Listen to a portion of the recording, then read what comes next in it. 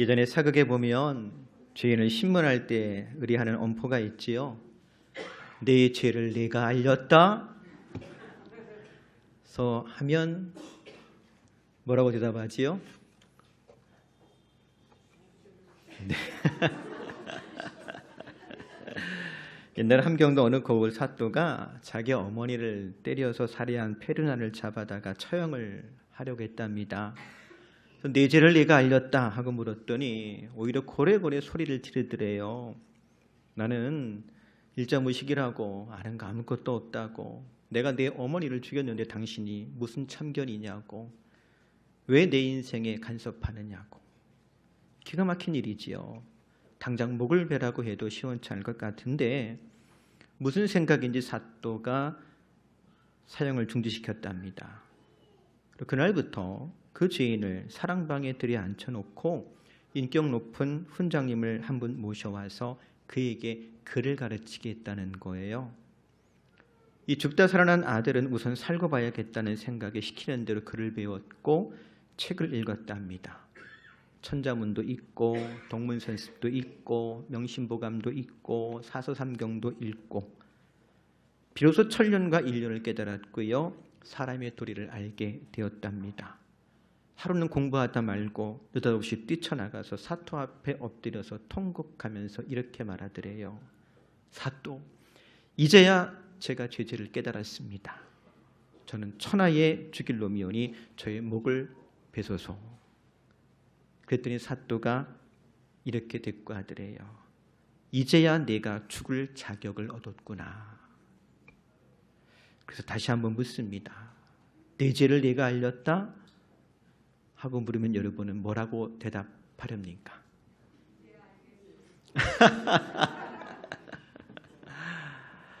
지난 오후 찬양 예배 시간에 대피기도한 청년이 있어요. 제가 잘 아는 청년이에요. 네, 제 딸이니까 제가 잘 알죠. 근데 대표 기도하면서 이렇게 기도하더라고요. 주님 주신 은혜가 너무 많음에도 불구하고 주님이 원하시지 않는 행동을 했습니다. 이 시간을 통해서 우리의 죄를 고백하며 회개합니다. 저희의 연약함과 부족함을 용서해 주십시오. 주님의 자녀답게 살지 못해 부끄럽지만 우리의 죄를 고백하오니 자비를 베풀어 주옵소서. 제 컴퓨터에서 기도문을 만들었기에 제가 그냥 보관하고 있었어요. 근데 옆에 앉아서 제가 딸이 기도하는 걸 들으면서 기분이 굉장히 묘하더라고요. 익숙치가 않은 거예요. 뭐가 익숙치가 않냐면 이해하고 들으세요. 그 애가 제 속을 썩여본 적이 없거든요. 네, 그냥 아파서 약해서 병원 다니면서 조금 걱정은 했을지 모르지만 크게 제 말을 거역하거나 불순종해가지고 제 속을 썩여본 적이 없어요. 근데 그런 애가 공개적으로 자기의 죄인됨을 고백하면서 회개하며 기도하는데 기분이 좀 묘하더라고요. 그러면서 저도 속으로 좀 기도했습니다. 하나님, 용서를 구하는 저 아이의 기도가 그냥 상투적인 기도가 되지 아니하고 진실한 간구가 되기를 원합니다. 왜요?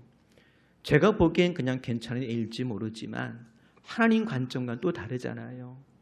거룩하신 하나님 앞에서 의인은 없나니 하나도 없잖아요.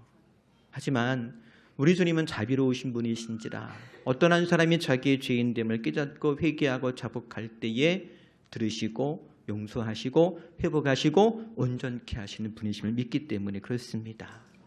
그리고 그 주님의 놀라운 은혜가 겸손한 마음으로 주의 자비를 구하는 저와 여러분에게도 임하는 줄로 믿습니다. 지난 시간 함께 말씀 나눈 것처럼 기원전 586년 7년경에 영원할 줄 알았던 예루살렘이 바벨론 군대에 의해서 무너졌습니다. 성전은 불타버렸습니다. 백성들은 죽임을 당하였고 살아남은 사람들의 비참함은 이루 말할 수가 없었습니다. 그런데 그들의 비참함을 고발하는 기록 가운데에 예레미야 애가 4장 10절에 보면 이런 기록이 있어요. 딸내 백성이 멸망할 때에 자비로운 부녀들이 자기들의 손으로 자기들의 자녀들을 삶아먹었대요. 예루살렘 군대에 바벨론 군대에 의해서 예루살렘이 포위된 것이 2년 동안이었습니다. 그 2년 동안 성 안에 먹을 것이 떨어졌어요. 급기야 어떤 일이 벌어졌더라고요. 네, 제 손으로 제 자식을 삶아먹는 일도 있었더랍니다. 있을 법한 일이겠고요. 또 한편으로는 부모들의 어리석은 판단 때문에 결국 성에 함락되어지고 자녀들이 죽임을 당하기 때문에 그것을 좀 꼬집는 표현일 수도 있을 것 같아요.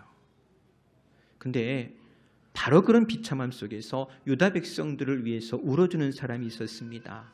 애가를 지어 불렀고요. 또 유다 백성들을 위해 기도한 사람이 있습니다. 바로 눈물의 선조로 알려진 예레미야입니다. 그리고 오늘 그 불쌍한 유다 백성들을 위해 기도했던 그 예레미야 기도의 마지막 부분을 저와 여러분이 함께 읽었는데요. 먼저 20절에 보니까 이렇게 기도합니다. 주께서 어찌하여 우리를 영원히 잊으시오며 우리를 이같이 오래 버리시나이까. 우리 다운표를 좀 해놨는데요.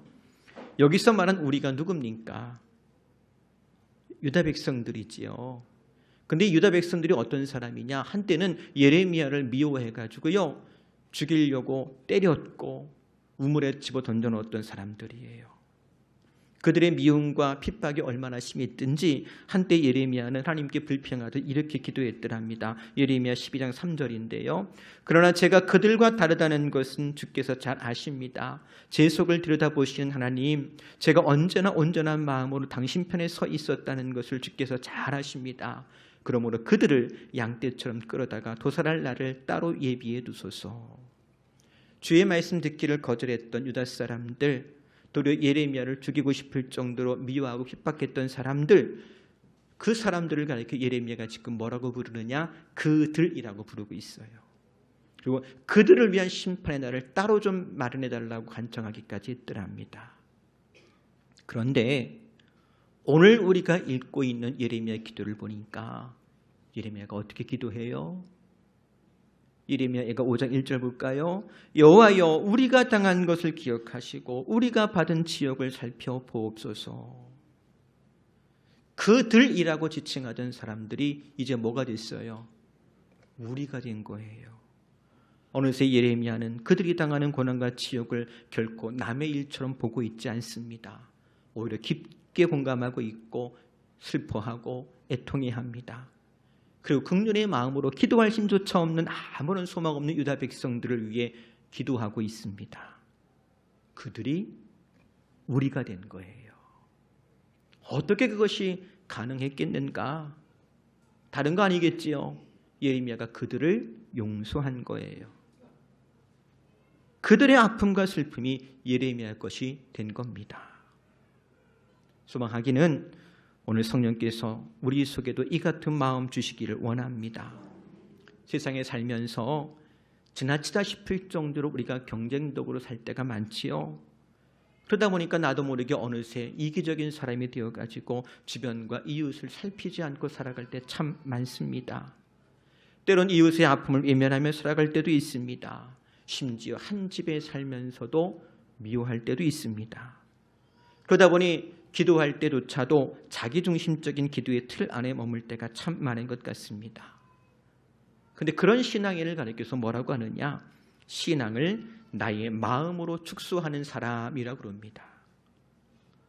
신앙을 나의 마음으로 축소하는 사람, 이런 사람들의 특징은요, 자신의 내적 평안을 유일한 구원의 증거로 삼는다는 거예요. 그러다 보니 신앙의 목표는 내적 평안이고 교회 생활의 목적은 그저 평안을 얻기 위한 것입니다.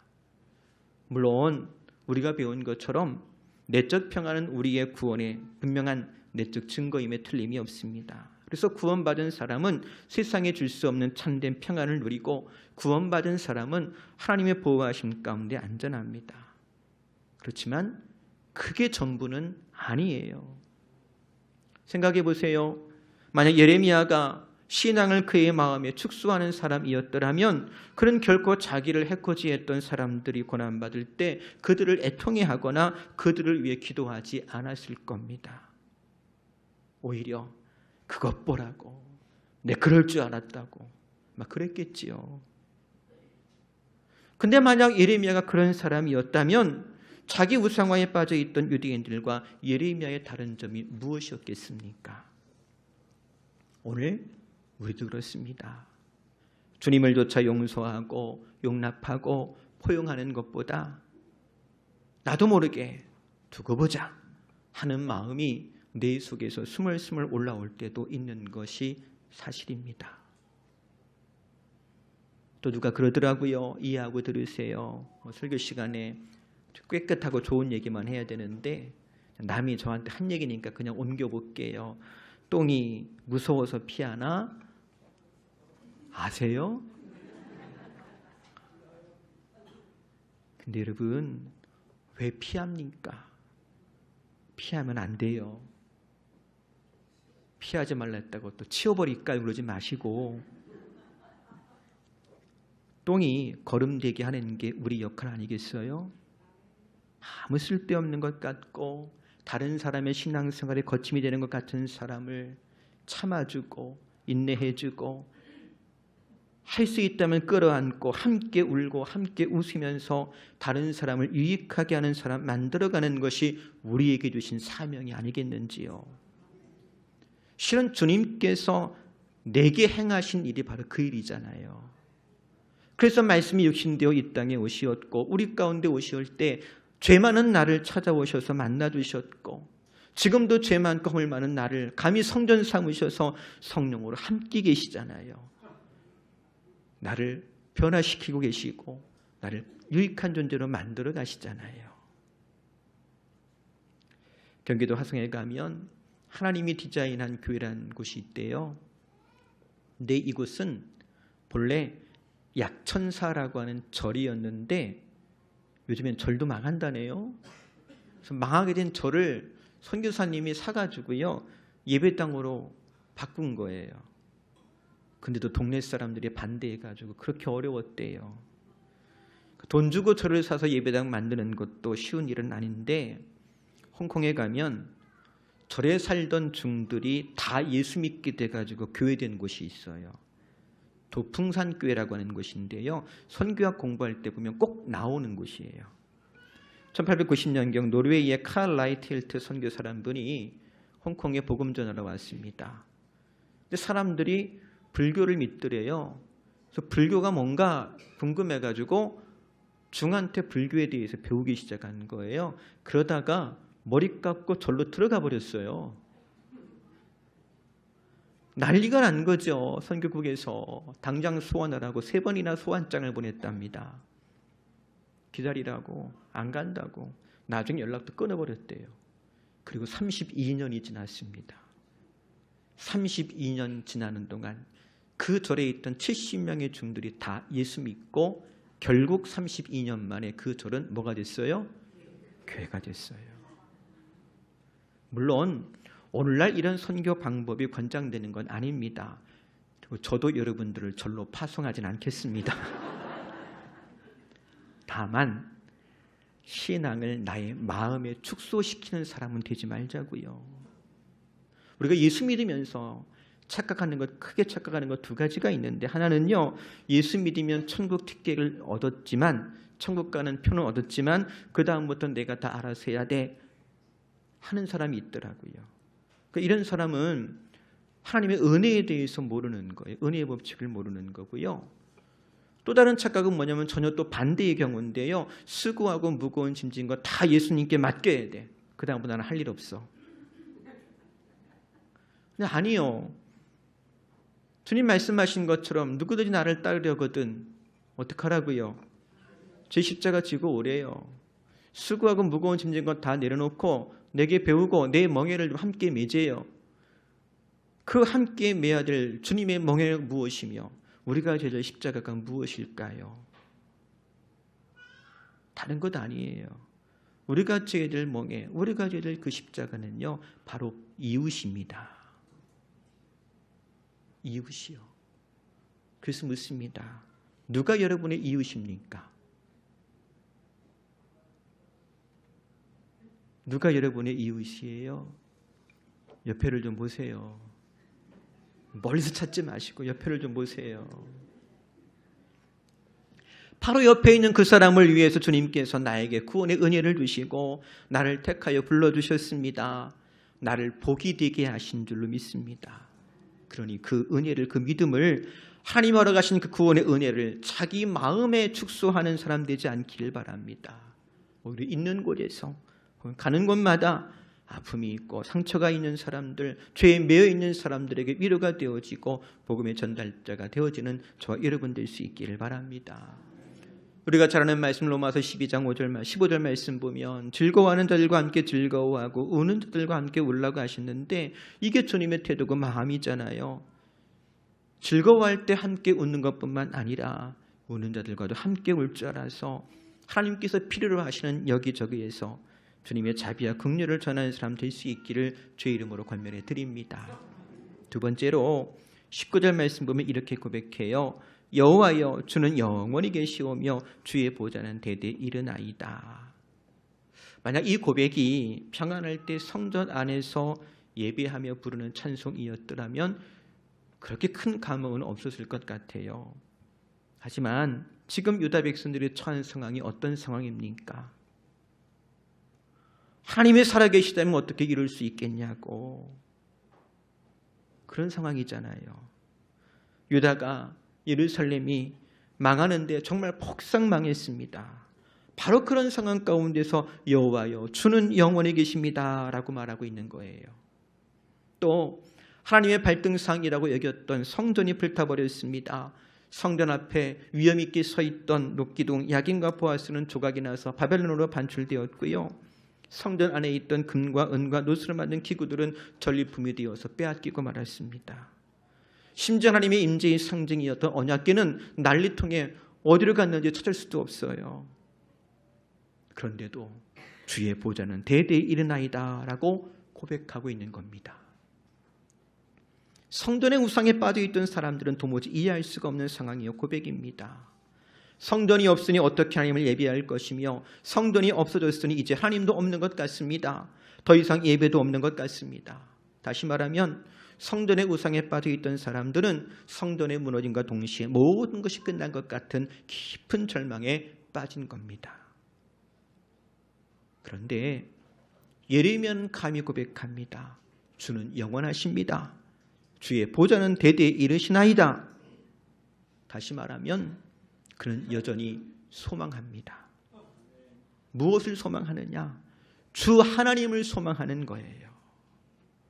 그래서 이어지는 말씀 보면 이렇게 기도합니다. 21절 현대어 성경으로 읽습니다. 여호와여 우리를 다시 여호와께 돌이키소서. 우리가 다시 주께로 돌아가게 하소서. 우리의 옛 영광을 다시 회복하소서. 우리가 새로운 삶을 살게 하소서. 이 말씀을 읽으면서 생각나는 말씀이 하나 있습니다. 민수기 10장 35절 36절인데요. 괴가 떠날 때에는 모세가 말하되 여호와여 일어나사 주의 대적들을 흩으시고 주를 미워하는 자가 주 앞에서 도망하게 하소서 하였고, 괴가 쉴 때에는 말하되 여호와여 이스라엘 종족들에게로 돌아오소서 하였더라. 이 어떤 상황인지 아시지요? 이스라엘 백성들이 언약궤를 메고 광야를 행진할 때 그때 모세가 했던 외침인데 일종의 기원문입니다. 기원. 여러분 언제 기원하지요? 오늘도 했잖아요. 오늘도 예배 첫 순서가 뭐였습니까? 예배로의 부름과 기원이에요. 그렇지요? 예배로 부르면 뭐겠습니까? 예배로 초청하는 거고, 기원은 하나님 우리 예배를 받아주세요 라고 하는 짧은 기도문이에요. 무슨 말이냐면 지금 우리가 함께 읽은 21절 말씀 짧은 기도문은 그저 단순한 소망의 표현이 아니라 실은 예배로의 부름과 기원 같은 짧은 기도문입니다. 성전의 무너짐과 동시에 유다 백성들의 예배는 끝이 났습니다. 제단도 없고 제물도 없습니다. 제사장도 없고 예배자도 없습니다. 아니 하나님도 안 계신 것 같습니다. 그렇게 성전 제사의 종결과 더불어 그들의 믿음도 끝난 것 같았습니다. 그런데 예레미야는 그런 불확실한 현실 속에서 여전히 하나님께 소망을 두고 새로운 예배를 시작하고자 합니다. 그 예배는 성전에 갇혀 있는 예배가 아닙니다. 하나님을 사람의 손으로 지은 건물 성전 안에 가두는 어리석은 예배, 하나님께서 내가 너희 절기를 미워하여 멸시하면 너희 성회들을 기뻐하지 아니한다라고 하시면서 거절할 수밖에 없었던 그런 예배가 아니라 하나님께서 받으실 수 있는 새로운 예배의 시작을 지금 선언하고 있는 거예요. 그 새로운 예배가 무엇입니까? 사람의 손으로 지은 건물 성전이 중심되는 것이 아니라 하나님만이 중심이 되시고 하나님의 택한 거룩한 백성이 성전이 되는 바로 그런 예배입니다. 그리고 그 예배가 바로 실은 저와 여러분이 드려야 될 예배인 줄로 믿습니다. 100여 년 전 D.L. 무디는 미국에서 큰 부흥을 일으켰던 사람입니다. 하지만 크게 쓰임받는 만큼이나 어떤 질투와 비난의 대상이 되기도 했는데요. 특별히 그가 가난한 사람이었고 교육을 받지 못한 사람이었고 구두선공이었다는 그의 이력은 좋은 비아냥거리와 공격거리가 되곤 했더랍니다. 한 번 어떤 사람이 무디가 성령을 독점하기라도 했단 말이야 하면서 비아냥거리더래요. 그 말 듣고 옆에 있는 사람이 이렇게 듣고 있다지요. 글쎄요, 제가 보기에는 성령께서 무디를 독점하고 있는 것 같은데요. 내가 혹은 사람이 하나님을 독점하는 것이 아니라 하나님께서 온전히 나를 독점하는 것, 그것이 바로 예레미야가 꿈꾸던 새로운 예배요, 오늘 우리가 드려야 될 예배인 줄로 믿습니다. 사랑하는 성도 여러분, 우리가 주의 이름으로 모일 때마다 하나님께서 저와 여러분 한 사람 한 사람을 독점하시듯 그렇게 만나주시고 그렇게 회복하신 은혜 가운데 새로운 삶을 살게 하는 은혜가 넘치는 예배가 될 수 있기를 주의 이름으로 축복합니다. 다시 한번 우리 21절 말씀 읽어볼까요? 여호와여, 우리를 다시 여호와께 돌이키소서. 우리가 다시 주께로 돌아가게 하소서. 우리의 옛 영광을 다시 회복하소서. 우리가 새로운 삶을 살게 하소서. 이제 말씀 정리합니다. 꽃들에게 희망을 이란 책 한 번쯤 읽어보았을 거예요. 애벌레로 있을 때는 그저 목적도 없이 경쟁적으로 남을 밟고 기어오르는 것이 전부인 줄 알았습니다. 하지만 고치를 뚫고 나온 나비는 하늘을 날면서 꽃들에게 희망을 주는 존재가 되었더랍니다. 사랑하는 성도 여러분, 우리는 고치를 뚫고 나온 나비와 같은 존재들입니다. 그러니 다시 우리들만의 견고한 성을 쌓는 어리석은 일을 반복할 이유가 없겠지요. 그저 내적인 평안을 위하여서 신앙을 마음에 가두는 소극적인 신앙생활을 유지할 이유도 없습니다. 온전히 성령에 붙들린 바 되어서 하나님께 영광을 돌리며 이웃을 유익하게 하는 삶을 살아가는 저와 여러분 될 수 있기를 주의 이름으로 권면해 드립니다. 기도하겠습니다. 하나님 고맙습니다. 죄만 우리를 택하여 자녀 삼으시고 거룩한 성전 되게 하시어서 날마다 하나님께 영광 돌리는 복 있는 삶을 살아가게 하시니 고맙습니다. 뿐만 아니라 성령 충만케 하시어서 주님의 손과 발이 되게 하여 주옵소서. 예수님의 이름으로 기도합니다.